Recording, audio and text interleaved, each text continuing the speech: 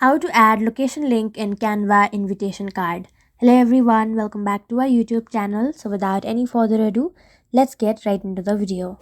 So first, open your Canva application and load any template.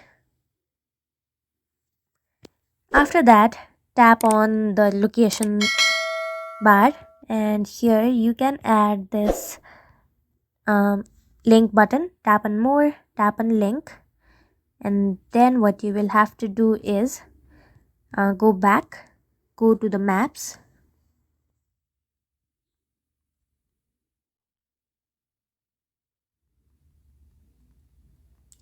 and then locate the location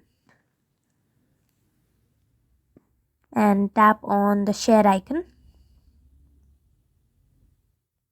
Now all you have to do is copy the URL and then go back to Canva, and after that tap again, go to more, tap on link and enter the link here.